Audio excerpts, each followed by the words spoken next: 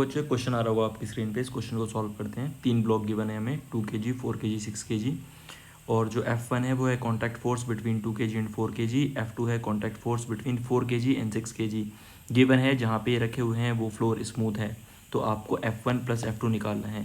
ठीक है, तो सबसे पहले क्या करेंगे बच्चों, पूरे पूरे के पूरे ब्लॉक को, जितने भी ब्लॉक्स हैं ये पूरे को एक सिस्टम मान लेंगे। और नेट फोर्स इस डायरेक्शन में देखो कितना है, नेट फोर्स 24 माइनस 12, इस डायरेक्शन में फोर्स कितना आ गया 12 न्यूटन।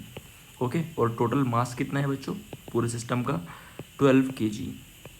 तो एक्सेलरेशन कितना हो गया बच्चों, total force net force divide by total mass 1 meter पर सेकेंड स्क्वायर के एक्सेलरेशन से पूरा सिस्टम मूव कर रहा है। ओके, तो ये तो हमारे पास इंफॉर्मेशन हो गई कि इसके एक एक ब्लॉक का, ईच एंड एवरी ब्लॉक का एक्सेलरेशन कितना होगा। अब जब इंडिविजुअल फोर्स निकालना है तो कैसे निकालेंगे बच्चों, एक्सेलरेशन में इधर लिख देता हूँ 1 मीटर पर second square. Individual block suppose 2 kg का ब्लॉक है, इस पर कितना फोर्स लग रहा है 24 न्यूटन। इधर लगेगा F1 क्योंकि गिवन है F1 है 2 kg 4 kg के बीच में। तो कितना हो जाएगा बच्चों, इसका एक्सेलरेशन तो हमें पता ही है 1 मीटर पर सेकेंड स्क्वायर की स्पीड से चल रहा है। तो नेट फोर्स कितना है बच्चों 24 माइनस F1, इसका मास है 2 kg, मास इंटू एक्सेलरेशन। तो F1 कितना हो गया बच्चों 24 माइनस 2 इक्वल्स टू 22 न्यूटन।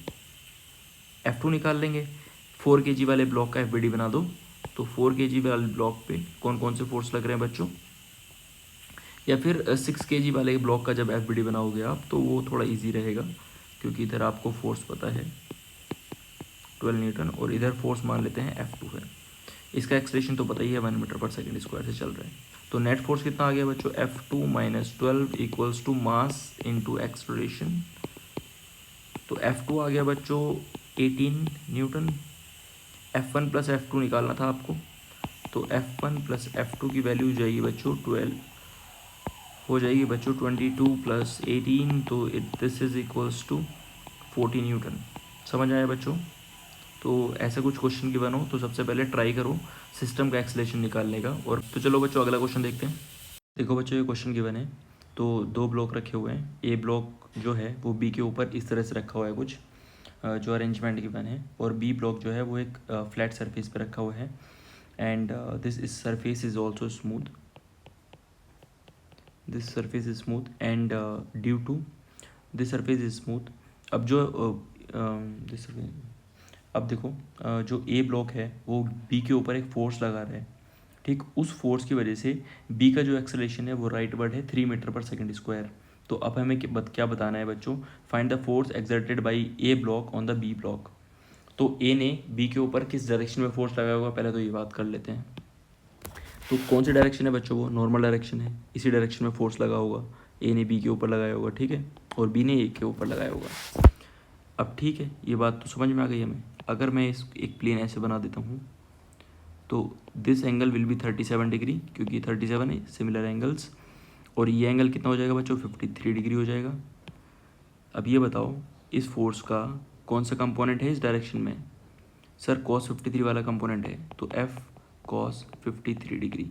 अब ये बताओ बी के ऊपर इस डायरेक्शन में कोई फोर्स लग रहा है क्या F cos 53 के अलावा, नहीं, तो यही तो नेट फोर्स है। तो F नेट कितना हो गया बच्चों F cos 53, तो कितना होता है cos 53, 3F/5 हो जाएगा ये।